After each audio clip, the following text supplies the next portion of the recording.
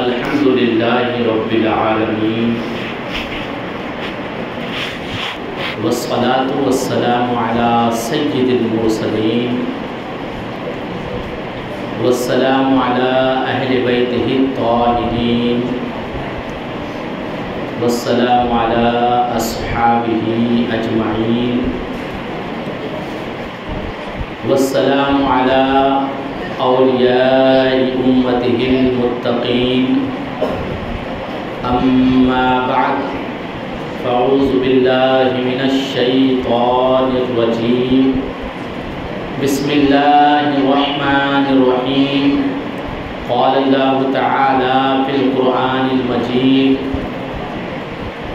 اهدنا الصراط المستقيم صراط الذين أنعمت عليهم صدق الله العظيم وبلغنا رسوله النبي الأمين المتين الكريم ونحن على ذلك لمن الشاهدين والشاکرین والحمد للہ رب العالمین۔ معزز محترم بزرگان دین و ملت، حاضرین سامعین و طلباء دارالمشرفیہ غریب نواز، آئیے کچھ کہنے سننے سے پہلے ہمارا بارگاہ رسالت مآب میں ہدیہ خلوص درود پاک کا نظر پیش کریں اور پڑھیں۔ اللہم صلی علی سیدنا مولانا محمد بارک وسلم صلاۃ و سلام علیک یا رسول اللہ صلی اللہ تعالی علیہ وآلہ وسلم۔ غوث اعظم درمیان اولیاء، غوث اعظم درمیان اولیاء چو محمد درمیان انبیاء۔ تذکرے جب ولایت کے ہونے لگے، غوث اعظم ہمیں یاد آنے لگے۔ دیکھیے یہ کرامت میرے غوث کی، کنب اذنی سے مردے جلانے لگے۔ اور غوث کی جب صداقت عیاں ہو گئی، غوث کی جب صداقت عیاں ہو گئی، چور کو بھی قطب وہ بنانے لگے، چور کو بھی قطب وہ بنانے لگے۔ اور نگاہ ولی میں وہ تاثیر دیکھی، نگاہ ولی میں وہ تاثیر دیکھی، بدلتی ہزاروں کی تقدیر دیکھی۔ حضرات، الحمدللہ ہمارا حضور غوث العالم غوث اعظم بڑے پیر دستگیر الشیخ السید الشاہ عبد القادر محی الدین جیلانی کے صدقے و طفیل ان کے نام لیوا ہونے کی وجہ سے اپنی زندگی کے حسین لمحات اللہ کا گھر غریب نواز مسجد میں گزارنے کی سعادتیں حاصل کر رہے ہیں۔ نیکی کمانے کے لیے اللہ تعالیٰ جب کسی بندے کو پسند کر لیتا ہے، یا جس کی قسمت میں اللہ بھلائیاں لکھ دیتا ہے، تو اس کے لیے کسی کو نہ کسی کو وجہ بنا دیتا ہے۔ آپ حضرات نے بارہا سنا ہوگا، رحمت خدا بہانہ می جویت، اللہ کی رحمتیں بہانہ ڈھونڈتی ہے۔ یہاں مسجد میں بیٹھنا یہ اللہ کی رحمت ہے، اللہ کی نعمت ہے۔ اللہ اور اس کے نیک بندوں کا ذکر کرنا سننا یہ اللہ کی نعمت ہے، اللہ کی رحمت ہے، اللہ کی برکت ہے۔ اور ہم اور آپ جو یہاں آج جمع ہوئے ہیں، یہ اللہ کی رحمت و برکتیں جو حاصل کر رہے ہیں، اس کا بہانہ غوث اعظم رضی اللہ تعالیٰ عنہ ہے۔ آپ کے نام کے صدقے میں، آپ کی یاد کے وسیلے سے، آپ کی محبت کے وسیلے سے یہاں بیٹھے ہوئے ہیں۔ کہتے ہیں کہ انسان جیسے لوگوں سے محبت کرے گا ویسا ہی اس کا صلہ پائے گا، اور جیسے لوگوں سے محبت کرتا ہے ویسا ہی وہ بدلہ پایا کرتا ہے۔ غوث اعظم کی محبت آئے دن ہم اور آپ اپنے دل میں بسائے ہوئے ہیں، رچائے ہوئے ہیں۔ اللہ تعالیٰ اسی طرح ہماری نسلوں میں بھی غوث اعظم کی محبت کو قائم و دائم فرمائے۔ یہ خوش نصیبی کی بات ہے کہ اللہ کے گھر میں بیٹھے ہیں، اور اللہ کا گھر جس کا مقام حضرت مولا علی فرماتے ہیں، آپ کی روایت میں ہے کہ پورے روئے زمین میں حرمین شریفین کے بعد، بیت المقدس کے بعد اور دیگر سب سے بہترین جگہ، وہ جو مقدس مقامات ہے وہ اس لفظ سے بری ہے۔ سب سے بہترین جگہ کیا ہے؟ اللہ کا گھر، مسجد ہے، سب سے بہترین جگہ۔ اور سب سے بری جگہ کیا ہے؟ بازار ہے، جہاں پہ خلق ملت ہو، مرد و زن کا ملنا ہو، فضول گوئیاں ہو، ایسی محفلیں ہوں جہاں پہ انسان کسی کا ذکر کر کے نیکیاں نہیں بلکہ برائیاں حاصل کرتا ہو۔ تو فرماتے ہیں سب سے بری جگہ بازار ہے۔ ہاں، بازار جانا حسب ضرورت، کسی ضرورت کے تحت اپنی حاجتیں پوری کرنے کے لیے حرام اور ناجائز سے بچتے ہوئے جانا جائز ہے۔ اور اگر آپ کسی دینی حصول کے لیے جا رہے ہیں، مثال کے طور پر ٹوپی خریدنے کے لیے جا رہے ہیں، کسی کی مدد کے لیے کچھ خریدنے جا رہے ہیں، گھر کے بچوں کے لیے اناج خریدنے جا رہے ہیں، پھر ایسی صورت میں ایسی نیت سے بازار جانا بھی نیک عمل ہو جاتا ہے، پھر نیک عمل ہو جاتا ہے۔ مگر سب سے بری جگہ بازار ہے اور سب سے اچھی جگہ اللہ کا گھر، مسجد ہے۔ ہمارا غوث اعظم کے نام کے بہانے، ان کی محبتوں کے صدقے طفیل آج اس وقت اتنی دیر سب سے بہترین جگہ اللہ کے گھر میں بیٹھنے کی سعادتیں حاصل کر رہے ہیں۔ اچھا، یہاں بیٹھے ہیں، صرف ہم ہی نہیں بلکہ اللہ کے نورانی فرشتے بھی ہیں، لہٰذا اللہ رب العزت سے نیت کیجئے کہ یہاں ہمارا بیٹھنا، جمع ہونا، اس کے دوست یعنی غوث اعظم کا ذکر کرنا، سننا، ان ساری چیزوں کا اللہ قبول فرمائے، دنیا و آخرت میں بہترین جزا عطا فرمائے۔ حضرات، میں نے قرآن مقدس کی جس آیت کی تلاوت کی ہے، سورہ فاتحہ کی سورت کا حصہ ہے کہ دعا کرتے اہدنا الصراط المستقیم، اے اللہ ہمیں سیدھے راستے پہ چلا۔ اس کا ترجمہ بعض مفسرین نے، بعض ترجمہ نگار نے، بعض ٹرانسلیٹرز نے یوں بھی کیا ہے کہ ہمیں سیدھا راستہ دکھا، مگر اعلیٰ حضرت کا ترجمہ، اہل سنت کا ترجمہ عقیدے کے مطابق ہے کہ ہمیں اللہ رب العزت نے سیدھا راستہ دکھا دیا۔ الحمدللہ اہل سنت والجماعت، جس میں اہل بیت، قرآن، صحابہ کا دامن ہے، یہی سیدھا راستہ ہے، ہمیں سیدھا راستہ اللہ نے دکھا دیا، لہٰذا اس کا ترجمہ یوں کرتے ہیں، اللہ تو ہمیں سیدھے راستے پہ چلا۔ اچھا، آگے قرآن نہیں کہا ہے سیدھا راستہ کون سا ہے، کون سا ہے سیدھا راستہ، اس کا انٹروڈکشن، اس کی پہچان، مختصر تعارف قرآن نہیں کیا ہے۔ صراط الذین انعمت علیہم، سیدھا راستہ ان لوگوں کا اللہ تو نے جن لوگوں پر انعام نازل کیا۔ اب پتا کرنا ہے کہ اللہ نے کن لوگوں پہ انعام نازل کیا، تو قرآن مقدس میں اللہ جن لوگوں پہ اللہ رب العزت نے انعام نازل کیا، وہ انبیاء کی جماعت ہے، وہ شہداء کی جماعت ہے، وہ صالحین کی جماعت ہے جس پر اللہ رب العزت نے انعام نازل کیا۔ اب یعنی کہ اہدنا الصراط المستقیم، اللہ تو ہمیں سیدھے راستے پہ چلا، راستہ ان لوگوں کا جس پر تو نے انعام نازل کیا۔ انعام کس پر نازل ہوا؟ نبیوں پر نازل ہوا، شہداء پر اور صالحین پر نازل ہوا۔ اب یوں بھی ترجمہ کہیے کہ ہم اور آپ یہی دعا کرتے ہیں، یا اللہ تو ہمیں نبیوں کے طریقے پہ چلا، اللہ تو ہمیں شہداء کے طریقے پہ چلا، اللہ تو ہمیں صالحین کے طریقے پہ چلا۔ اب صالحین کی جماعت میں اگر انفرادی طور پر اس ترجمے کو اتارنا چاہیں گے، گویا کہ ہر شخص یہی دعا کر رہا ہے۔ صالحین میں سے اگر لسٹ جاننا چاہیں گے، مختصر نام لینا چاہیں گے اپنی یادداشت کے مطابق، تو صالحین کی جماعت میں حضور غوث اعظم سردار ہے۔ اب یہی دعا مانگتے اللہ تو ہمیں غوث اعظم کے طریقے پہ چلا، یا اللہ تو ہمیں خواجہ اجمیری کے طریقے پہ چلا، یا اللہ تو ہمیں نظام الدین اولیاء کے طریقے پہ چلا، یا اللہ تو ہمیں مختوم الاولاد پنڈوی کے طریقے پہ چلا، یا اللہ تو ہمیں حضرت مخدوم اشرف جہانگیر سمنانی کے طریقے پہ چلا، یا اللہ تو ہمیں مخدوم معیمی کے طریقے پہ چلا، یا اللہ تو ہمیں اعلیٰ حضرت فاضل بریلوی کے طریقے پہ چلا۔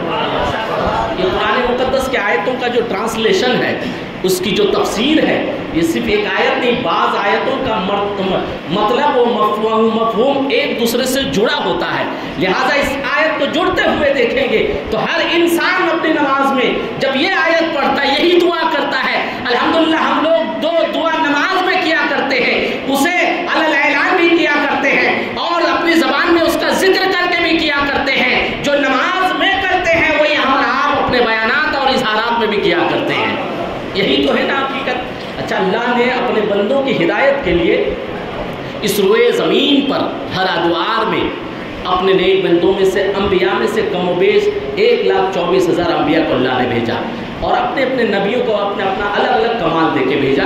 جن و انسان سبھی لوگوں کی ہدایت کے لیے حضرت آدم سے لے کے حضور نبی کریم صلی اللہ علیہ وسلم تک انبیاء کرام تشریف لائے. حضور کے بعد ولایت کا دروازہ نبوت کا دروازہ بند ہو گیا. اب کوئی نبی نہیں ہونے والا ہے.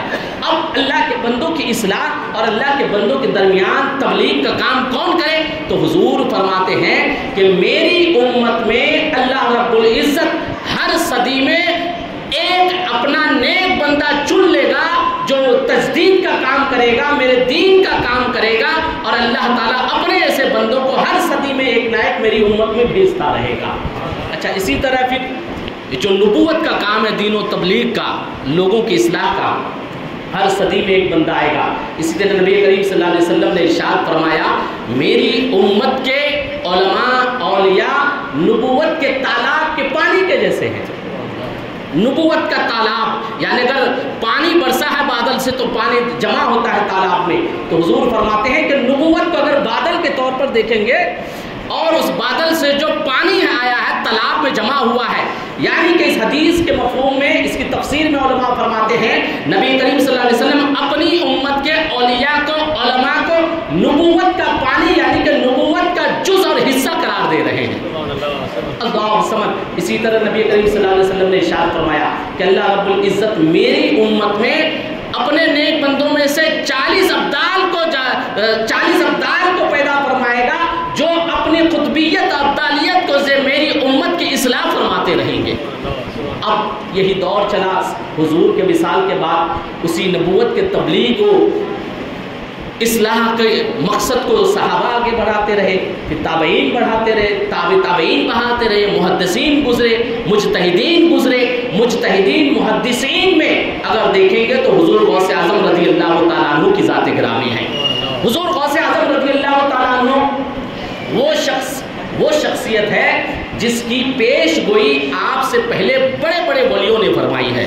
اور مشکات شریف کے ایک حدیث سے اگر دیکھیں گے، آپ کا ایک ارشاد مشکات شریف کے حوالے سے ہے کہ نبی کریم صلی اللہ علیہ وسلم نے ارشاد فرمایا کہ میری امت میں 5ویں صدی ہجری میں میری امت میں سے ایسا میرا بیٹا پیدا ہوگا، ایک شخص ہوگا جو اللہ کا دوست ہوگا، جو میری شریعت کو دوبارہ تر و تازہ فرما دے گا. ایک تو حضور کی بشارت، اوپر سے حضور غوث اعظم کی ولادت سے قبل کئی ولیوں کی بشارت. حضور غوث اعظم رضی اللہ تعالیٰ عنہ کا وہ مقام ہے، اللہ کے وہ مقدس بندے ہیں، وہ پائے کے بزرگ ہیں. آپ کا اصل نام عبد القادر ہے. مگر آئیے میں حضور غوث پاک کی حیات پیش کرنے سے پہلے میں آپ کو ایک نوجوان کا واقعہ سنانا چاہوں گا. ایک ایسا نوجوان جو بہت ہی عبادت گزار، متقی، تقوی پرہیزگار اور تقوی پرہیزگاری کو اپناتے ہوئے فاقہ کشی کی زندگی گزار رہے ہیں. یہ اللہ والے ہوتے ہیں جو حرام اور ناجائز سے بچتے ہیں، وہ کھاتے بھی ہیں تو اللہ ہی کو راضی کرنے کے لیے کھاتے ہیں. یہ ولیوں کی پہچان ہے. ہمارا آپ اپنا پیٹ بھرنے کے لیے کھاتے ہیں، اپنے نفس کی خواہش پوری کرنے کے لیے کھاتے ہیں. مگر جو اللہ کا دوست ہوتا ہے، جو اللہ کا ولی ہوتا ہے، وہ چلتا بھی ہے تو اللہ کو راضی کرنے کے لیے، کہیں بیٹھا رہتا ہے تو اس میں بھی اللہ ہی کو راضی کرنے کے لیے، بھوکا رہتا ہے تب بھی اللہ ہی کو راضی کرنے کے لیے. اگر وہ کچھ کھاتا بھی ہے تو اس لیے کھاتا ہے کہ اللہ تیرا حکم ہے، تو نے پیٹ دیا ہے، پیٹ میں وہ کیڑے دیا ہے، میں اس کی بھوک پوری کرنے کے لیے کھاتا ہوں. تو اللہ والے کھاتے بھی ہیں تو اللہ ہی کو راضی کرنے کے لیے کھاتے ہیں. یہ اللہ والے کی پہچان ہے ولیوں کی.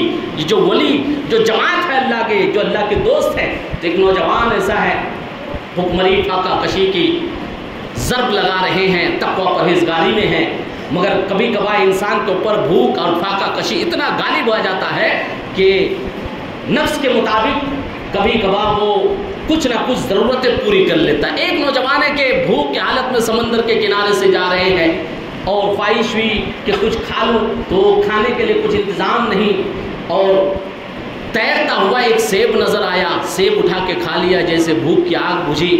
پھر عقل نے کام کیا اور کہا کہ سیب تو کھا لیا گیا، اس سیب کا مالک کون ہے؟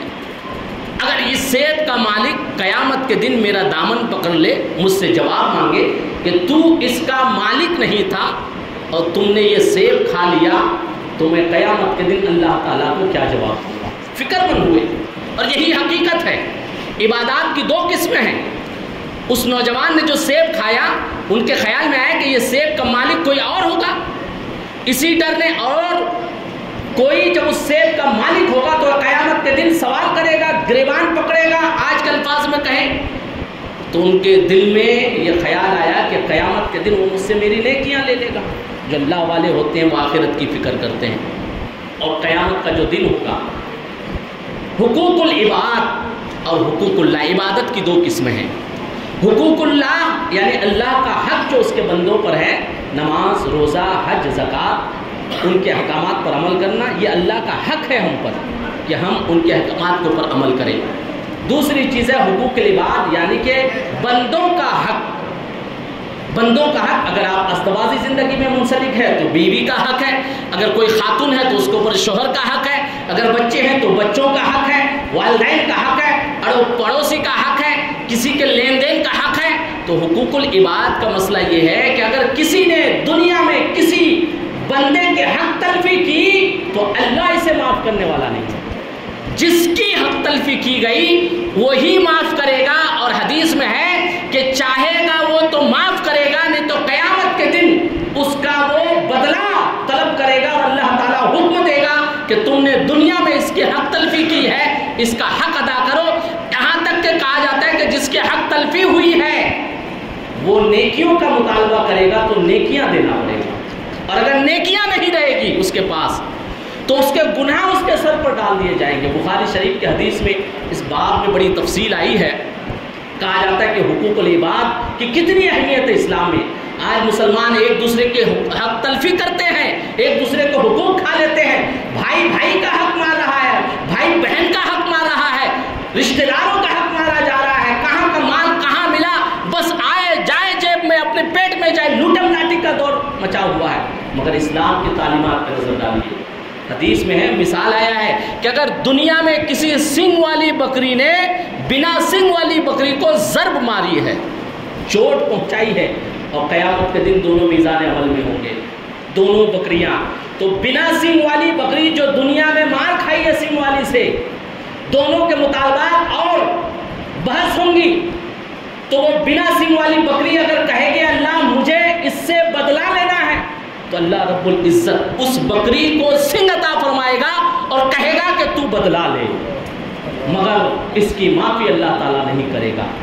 تو حضور وہ جو نوجوان دوسرے کا سیب کھا لیا, یہی خیال لے کر دماغ لگائے کہ سیب کس کا ہوگا. پانی کے بہتے ہوئے دھاروں کو دیکھ کر اندازہ لگایا اور اس سیب کے مالک کی تلاش میں پلٹ آئے پیچھے کی طرف. دیکھا تو کہ ندی کے کنارے باغ ہے, اندازہ لگایا کہ اسی باغ کا سیب اس پانی پہ گرا ہوگا, بہتا ہوا گیا. اس باغ کے مالک کو تلاش کیا گیا, مالک تک پہنچا گیا, واقعہ بتایا تو اس مالک نے پہچان لیا کہ ایک سیب کی معافی کے لیے نوجوان میرے پاس آیا, یہ کوئی معمولی بندہ نہیں, اللہ کا نیک بندہ ہے.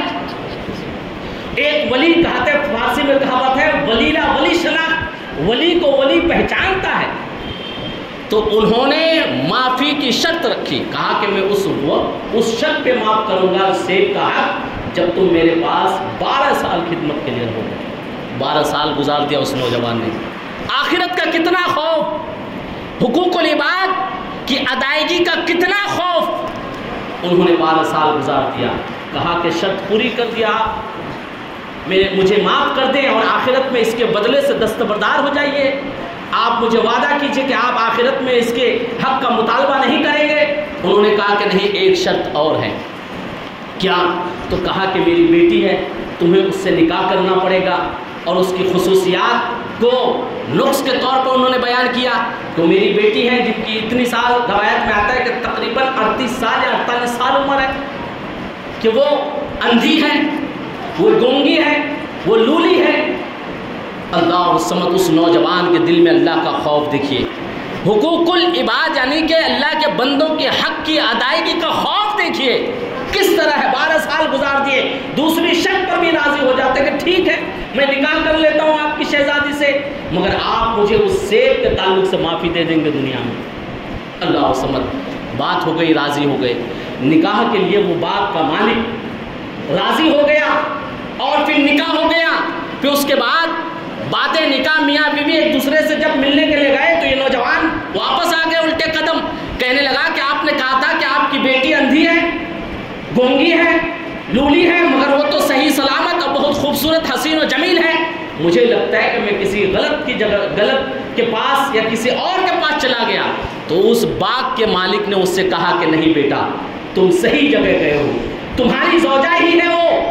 تو پھر اس نوجوان نے کہا, آپ نے کہا تھا کہ وہ گونگی ہے مگر وہ تو بات کر رہی ہے, آپ نے کہا کہ وہ لولی ہے مگر اس کے ہاتھ پر سلامت ہے, آپ نے کہا کہ وہ بہری ہے مگر وہ سن رہی ہے.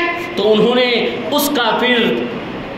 اس کی پھر تشریح بیان کیا. میں نے گونگی اس لیے کہا تھا میری بیٹی کو کیونکہ ان کی زبان سے آج تک کوئی غیر شریعت کے خلاف کوئی بات نہیں نکلی. میں نے انہیں لولی اس لیے کہا کہ ان کا ہاتھ, ان کے قدم شریعت کے خلاف کبھی نہیں بڑھے. میں نے گونگی اس لیے کہا انہوں نے کبھی غلط بات کہی نہیں. میں نے انہیں بہری اس لیے کہا کہ وہ کبھی ناجائز حرام سنے نہیں. میری بیٹی نہایت ہی پاک, صاف اور تقوی پرہیزگار ہے, اسی لیے میں نے ان سے کہا. میں پوچھتا ہوں کیا آپ جانتے ہو کون ہے وہ خاتون, کون ہے, اور وہ نوجوان شخص کون ہے؟ وہ نیک اللہ کا نوجوان, اللہ کا ولی, وہ نیک بندہ جسے آخرت کا اتنا خوف, وہ کوئی اور نہیں, شیخ عبد القادر جیلانی کے والد گرامی ہیں. وہ خاتون جنہوں نے کبھی غلط دیکھا نہیں, جنہوں نے کبھی غلط پکڑا نہیں, جو کبھی غلط راستے پہ گئی نہیں, کوئی اور نہیں, حضور غوث اعظم رضی اللہ تعالیٰ عنہ کی والدہ کریمہ ہے. اب جب اتنے نیک لوگ اور اتنا پرہیزگار متقی نوجوان ہوں, پھر ایسے ولیوں کے گھر میں کوئی اور نہیں بلکہ عبد القادر جیلانی پیدا ہوا کرتے ہیں. حضرات یہاں پہ اگر نکالیں ہم اپنی زندگی میں کچھ سیکھنے کے لیے بہت سی باتیں آ سکتی ہیں. مثال کے طور پر اس باغ کے مالک نے, اس لڑکی کے والد نے اپنی بیٹی کا رشتہ کرنے کے لیے لڑکے میں کیا خوبیاں دیکھا. اور آج کے دور میں نبی کریم کا ہم آپ کلمہ پڑھتے ہیں, ہم جب اپنی بچیوں کا, اپنی بہنوں کا, اپنی بیٹیوں کا رشتہ دیکھتے ہیں تو ایک نوجوان میں کیا خوبیاں دیکھتے ہیں. اس نوجوان نے آخرت کے خوف سے لنگڑی, لولی, بہری جو اس وقت تک تھی یا کہیں گئی تھی, اس سے نکاح کے لیے راضی ہو گئے. آج ہم جب ازدواجی زندگی میں منسلک ہوتے ہیں, لڑکی ڈھونڈتے ہیں, تو ہم کن چیزوں کو مد نظر رکھتے ہیں اور پیش نظر رکھتے ہیں. آج ہمیں حضور غوث اعظم رضی اللہ تعالیٰ عنہ کہ نانا کے فیصلے سے سبق لینے کی ضرورت ہے. حضور غوث اعظم رضی اللہ تعالیٰ عنہ کے نانا جان اپنی شہزادی کا رشتہ کرنے کے لیے اعلیٰ نسب, اعلیٰ حسب, جائیداد کا مالک, بہترین اسٹینڈرڈ اور بہت ہی نامور, روب و دبدبہ والا نہیں, بلکہ اپنی بیٹی کا رشتہ ایسے نوجوان کے ہاتھ میں دینا پسند کرتے ہیں, ایسے نوجوان کو اپنا داماد بنانا پسند کرتے ہیں جن کے پاس گرچہ دنیا کا کچھ نہیں ہے, خوف خدا سب سے بڑی طاقت ہے, اسی طاقت کے وہ مالک بنے ہوئے ہیں. یہ ملتا ہے کہ نہیں سبق ہمیں. اور یہ اللہ کے ولی ہیں, ان کی زندگی ہمارے لیے مشعل راہ ہے اور ہدایت حاصل کرنے کے یہ ذریعے ہے. یہ بزرگان دین کی زندگی, حضور غوث اعظم رضی اللہ تعالیٰ عنہ کی زندگی سے جو اصل چیز حاصل کرنی چاہیے, چاہے حضور غوث اعظم ہو, مخدوم اشرف جہانگیر سمنانی ہو, جتنے یہ اللہ کے نیک بندے ہیں, ان کی زندگی سے, ان کی زندگی کے حالات سے, ان کے فیصلوں سے, ان کے اقوال سے ہمیں اسی طرح زندگی جینے کے طریقے حاصل کرنا چاہیے. حضور غوث اعظم کا نعرہ لگانا برحق ہے, لگایا جائے, آپ کے نام پہ نیاز کی جائے, لنگریں لٹائے جائے, برحق ہے, مگر ان بزرگان دین کی زندگی سے ہمیں اپنی زندگی کو روشن کرنے کی ضرورت ہے. حضور غوث اعظم رضی اللہ تعالیٰ عنہ کے والد گرامی کا ضمیر دیکھیے کس طرح جاگا ہوا ہے. آپ کو روشن ضمیر کہا جاتا ہے, مگر آپ کے والد گرامی ہمیں یہاں روشن ضمیر نظر آتے ہیں کہ معمولی سیب کے مالک کی تلاش میں آپ نے خوف خدا کی وجہ سے مشکلات طے کی اور اس کی معافی کے لیے 12 سال خدمت کیے, اور اس کی معافی کے لیے لنگڑی لولی خاتون سے نکاح کرنے کے لیے راضی ہو گئے. آج ہمیں ان کی حالات سے ہمیں سبق لینے کی ضرورت ہے. آج ہم اپنی بیٹیوں کا شادی کرتے ہیں, اچھا دونوں طرف سے ہے, جہیز پہ باتیں ہوتی ہیں, غلطیاں ایک طرف سے نہیں رہ رہی ہے. اگر کوئی لڑکا شادی کرتے ہوئے جہیز کا مطالبہ کر رہا ہے واقعی غلط ہے, مگر لڑکیوں کے والدین سرپرستوں کی بھی غلطیاں رہتی ہے. آج شادی کرتے وقت وہ لڑکے میں کیا دیکھتے ہیں, کتنا کماتا ہے، کہاں رہتا ہے، بینک بیلنس کیا ہے، ڈپوزٹ کیا ہے، مکان کہاں ہے، پراپرٹی کتنی ہے، خاندان کتنا بڑا ہے، ان ساری چیزوں کو دیکھتے ہیں۔ مگر حضور غوث اعظم رضی اللہ تعالیٰ عنہ کے نانا جان نے ہمیں سبق دیا، اور پھر ان کے نانا رسول اللہ صلی اللہ علیہ وسلم کی تعلیمات میں سے ہے کہ آپ فرماتے ہیں کہ جب تم رشتے کے لیے داماد ڈھونڈا کرو، اپنی بیٹی کا رشتہ طے کرنے کے لیے کسی شخص کو متعین کرو، تو ان کی دینداری اور دیانتداری کو ترجیح دیا کرو، اس کے دینداری کو وہ متقی ہے تو رشتے کو ترجیح دیا جائے، وہ نمازی ہے تو رشتے کو ترجیح دی جائے، وہ محنتی اور ایماندار ہے تو رشتے کو ترجیح دی جائے۔ آج کے حالات کے مطابق دونوں طرف سے جیسی نیتیں ہوتی ہیں اللہ رب العزت ویسی ہی برکتیں دیا کرتا ہے۔ لڑکا بھی جب رشتہ تلاش کرتا ہے، واقع رسول اللہ صلی اللہ علیہ وسلم نے اس تعلق سے ہماری اصلاح رہنمائی فرمائی ہے۔ آپ فرماتے ہیں رسول اللہ صلی اللہ علیہ وسلم جب تم نکاح کرو تو ایک خاتون میں 4 چیزوں کو دیکھو، اس کی خوبصورتی کو دیکھو، حسب کو دیکھو، اور اس کی مالداری کو دیکھو، اور اس کی دیانتداری اور سیرت کو دیکھو۔ مگر آگے نبی کریم صلی اللہ علیہ وسلم ارشاد فرماتے ہیں خاک آلود ہو اس کا نام، جو سیرت کے اوپر، دینداری اور ایمانداری کے اوپر خوبصورتی، دولت اور ان کے حسب نسب کو ترجیح دے۔ آج ترجیح اسی کو دی جاتی ہے، مال دیکھ کے جہیز کی لالچ میں انسان نکاح کر رہا ہے، نام بڑا خاندان ہے اس خاندان کا داماد بن جاؤں گا اسے ترجیح دے رہا ہے۔ ایسی نیتوں کے بارے میں پھر بخاری شریف کی پہلی حدیث سے اللہ کے رسول صلی اللہ علیہ وسلم ارشاد فرماتے ہیں انما الاعمال بالنیات، تمہارے اعمال کا دار و مدار تمہاری نیت پر ہے۔ حضور غوث اعظم رضی اللہ تعالیٰ عنہ کے نانا جان کی نیت دیکھیے کہ جب انہوں نے ایسے پاک اور متقی پرہیزگار شخص کے نکاح میں اپنی بیٹی کو دیا، پھر ان کی زندگی سے، ان کی ذات سے اللہ تعالیٰ اپنے بندوں کی خدمت کے لیے ولیوں کو ولی در ولی، ولی در ولی پیدا فرماتے رہتا ہے۔ حضور غوث اعظم کی نسلیں اٹھا کے دیکھیں گے تو آج بھی ولایت کے مقام پہ جو بھی فائز ہیں وہ بطور ولایت بھی حضور غوث اعظم کا صدقہ ہے، اور آج بھی کئی ولی ایسے ہی سورہ زمین پر جو حضور غوث اعظم کے حسب نسب سے ہمیں نظر آتے ہیں۔ یہ آپ کی دیانتداری، نیک نیتی کا جزا اور صلہ۔ ایک بار درود پاک پڑھے تو آگے بڑھو۔ اللہم صلی علی سیدنا مولانا محمد بارک وسلم، صلاۃ و سلام علیک یا رسول اللہ صلی اللہ علیہ وسلم۔ حضور غوث اعظم رضی اللہ تعالیٰ عنہ، جیلان کہیے، گیلان کہیے، اس شہر میں پیدا ہوئے، 500 صدی کا وہ دور۔ حضور غوث اعظم رضی اللہ تعالیٰ عنہ مادر ذات ولی ہیں، یعنی کہ آپ اپنی ماں کے پیٹ سے ہی ولی بنا کے پیدا کیے۔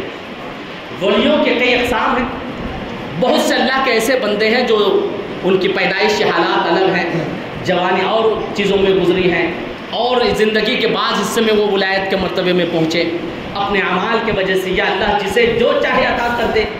بعض ولی ایسے ہیں جو ماں کے پیٹ سے ولی پیدا ہوتے ہیں، جس میں سے حضور غوث اعظم رضی اللہ تعالیٰ عنہ ہیں جو اپنے ماں کے پیٹ سے ولی پیدا ہوئے۔ یہی تک ہی نہیں، حضور غوث اعظم کی یہ کرامت دیکھیے، آپ کی والدہ کی یہ کرامت دیکھیے۔ آپ کی والدہ نہایت ہی نیک سیرت، متقیہ، پرہیزگاریہ، ام الخیر آپ کا اسم گرامی ہے۔ آپ 18 پارے کے حافظہ تھے قرآن مقدس کے۔ حضور غوث اعظم رضی اللہ تعالیٰ عنہ کی پیدائش کے بعد جب آپ پہلی دفعہ مدرسہ گئے، استاد نے پڑھایا تو آپ نے 18 پارے پڑھ دیا۔ حضور غوث اعظم کے استاد نے پوچھا کہ بیٹا یہ کیسے ممکن ہے؟ تو آپ نے کہا کہ میری والدہ حافظہ قرآن ہے، وہ تلاوت کرتی تھی، میں پیٹ میں تھا، میں پیٹ سے ہی 18 پارے کا حافظ ہو گیا۔ یہ آپ کی والدہ کی بھی کرامت ہے، آپ کی بھی کرامت ہے۔ آپ کی والدہ جب اتنی نیک اور تقوی پرہیزگار ہے جو اپنے پیٹ کے بچے کو بھی تعلیم دیتی ہوئی نظر آتی ہے، یہ نیک بندوں کی کرامتیں ہیں۔ حضور غوث اعظم رضی اللہ تعالیٰ عنہ 18 سال تک اپنے پیدائشی شہر میں رہے، والدین سے، والدہ سے آپ نے تربیت پائی، تعلیم حاصل کی۔ اس کے بعد مزید حصول علم کے لیے آپ بغداد کی طرف روانہ ہوئے۔ حضور غوث اعظم رضی اللہ تعالیٰ عنہ آپ پیدائشی ولی ہیں، بچپن سے ہی آپ کو کئی علمی مراتب حاصل تھے، مگر اس کے باوجود آپ مزید علم دین حاصل کرنے کے لیے بغداد کی طرف روانہ ہوئے۔ بہت ہی مشہور و معروف روایت ہے، آپ حضرات سنتے ہیں کہ آپ کی والدہ نے نصیحت کی، بیٹا جانا میری یہ وصیت ہے، نصیحت ہے کہ تم کبھی جھوٹ نہیں بولنا۔ آپ نکلے، اس دور کا وہ ماحول تھا کہ ڈاکہ زنی ہوئی، ڈاکوں نے حملہ کیا آپ کے قافلے پر۔ حضور غوث اعظم رضی اللہ تعالیٰ عنہ کا یہاں کردار دیکھیے، جو اللہ کا ولی ہوتا ہے، جو نیک ہوتا ہے، اس کی زبان میں اللہ وہ تاثیر دیتا ہے، وہ تاثیر دیتا ہے کہ اس کی زبان فیض سے جو کچھ نکلتا ہے اللہ کے بندوں کو اس سے فائدہ پہنچتے رہتا ہے۔ یہ ولیوں کی پہچان ان کی زبان سے جو نکلے۔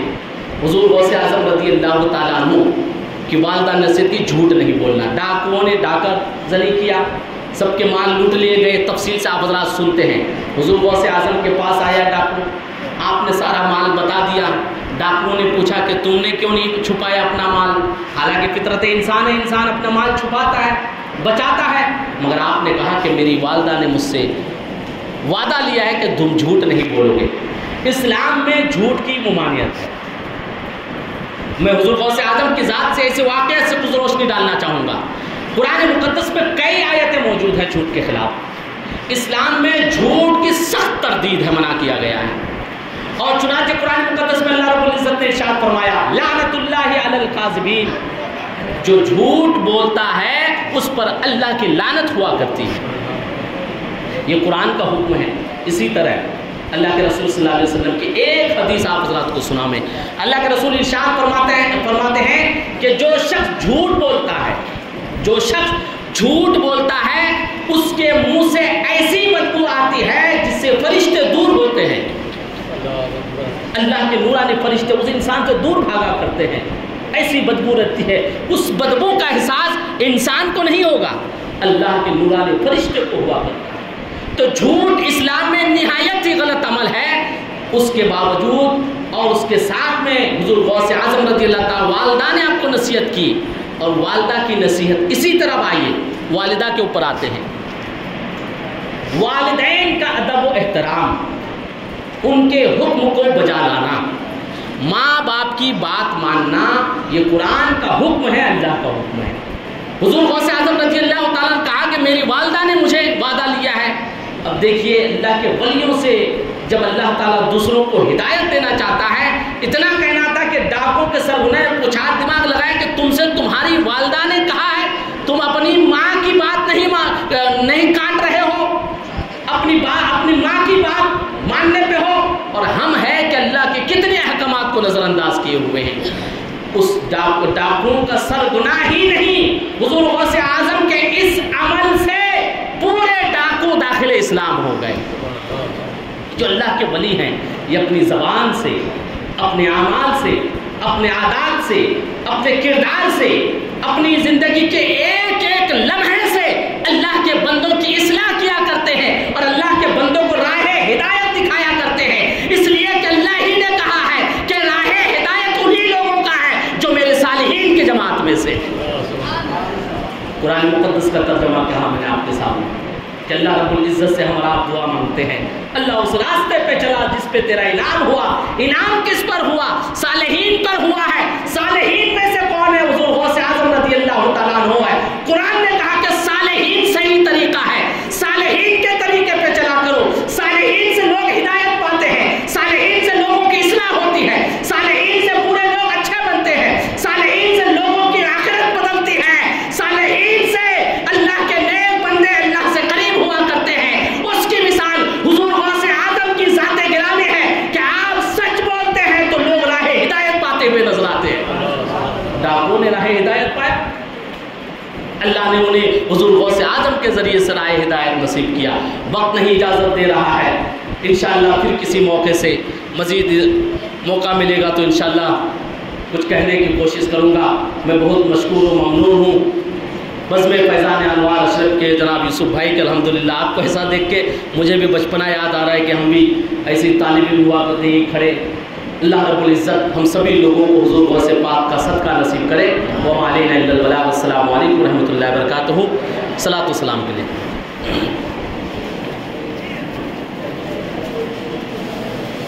مصطفیٰ جان رحمت सलाम शफ़क़त में हिदायत। दर्द दिल नाम लेने से होता है कम, इसलिए नाम आका का लेते हैं हम। जो मैं कर के रहा गैर रज़ा का करम, शहरयारे इरम ताजदारे करम, शहरयारे इरम ताजदारे करम। नौबहारे शफ़ाअत आमो सलाम मुस्तफ़ा जान रहमत। फज़ल रब्बे से मुर्दों को ज़िंदा किया, एक अजूबा ज़माने को दिखला दिया। आज पे लोग कहते हसन मरहबा, गौस आज़म इमाम तक़ावन नवा, गौस आज़म इमाम तक़ावन नवा। जलवाए शान क़ुदरत पे लाखों सलाम मुस्तफ़ा जान रहमत। जब मैं पहुँचूँ दयाले हबीबे खुदा, मुस्तफ़ा साथ हो और अख्तर रज़ा। चूम कर जालियों को पढ़ो बरमला, मुझसे खिदमत खुद से कहेगा रज़ा, मुझसे खिदमत खुद से कहेगा रज़ा। मुस्तफ़ा जान रहमत पे लाखों सलाम, शफ़क़त बज़ में हिदायत पे लाखों सलाम। मुस्तफ़ा जान रहमत पे लाखों सलाम। अस्सलातु वस्सलामु अलैका या रसूल अल्लाह, अस्सलातु वस्सलामु अलैका या हबीब अल्लाह। या अल्लाह, हम लोग यहाँ तेरे नेक बंदे हुज़ूर गौसे आज़म का ज़िक्र करने सुनने जमा हुए मौला, तेरे नबी की बारगाह में दुरूद शरीफ सलात व सलाम पेश किए मौला, तमाम को कबूल फरमा। या अल्लाह, जो भी नज़र न्याज जिसके तरफ से भी हाजिर किया गया है मौला, उसको भी तो कबूल फरमा। या अल्लाह, हम तमाम हाज़रीन के जायज़ मकासद को पूरी फरमा। हम में से जो बीमार हैं उन्हें शिफाए कुल्ली वाजिल अता फरमा। हमारे घर खानदान में जो बीमार हैं उन्हें शिफाए कुल्ली वाजिल अता फरमा। हम में से जिनके वालिदैन गुजर चुके हैं उनकी मग़फ़िरत फरमा। या अल्लाह, हुज़ूर शहीद राह मदीना के दर्जात को बुलंद फरमा। या अल्लाह, जिन लोगों ने भी इदारुल मशरक़िया गरीब नवाज़ मस्जिद के तामीर में, तोसी में, खिदमात में हिस्सा लिया मौला, सभी लोगों की मग़फ़िरत फरमा। या अल्लाह, सभी लोगों को अजर अज़ीम से नवाज। या अल्लाह, हम में से जो तालिब इल्म हैं हमारे इल्म में बरकतें अता फरमा, हमें सिरात मुस्तकीम पर चलने की तौफ़ीक़ और रफ़ीक़ अता फरमा। हुज़ूर गौसे आज़म और बुज़ुर्गान दीन और मिल्लत की तौर तरीके पे हमें अमल करने की तौफ़ीक़ और रफ़ीक़ अता फरमा। तुझे फ़ज़्ल करते नहीं लगता बार, न हो तुझसे मायूस उम्मीदवार। इन्नल्लाह व मलाइकतहू युसल्लूना अलन नबी या अय्युहल्लज़ीना आमनू सल्लू अलैहि व सल्लिमू तस्लीमा। अल्लाहुम्मा सल्लि अला सय्यिदिना मौलाना मुहम्मद बारिक वसल्लम सलातो वस्सलामु अलैका या रसूल अल्लाह सल्लल्लाहु तआला अलैहि वसल्लम। सुब्हान रब्बिका रब्बिल इज़्ज़ति अम्मा यसिफून व सलामुन अलल मुरसलीन वल्हम्दुलिल्लाहि रब्बिल आलमीन। हक़ ला इलाहा इल्लल्लाह।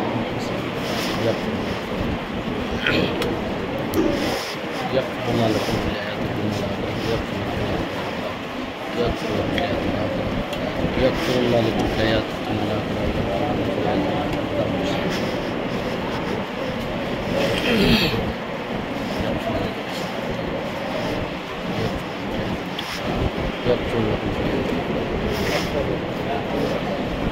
لكم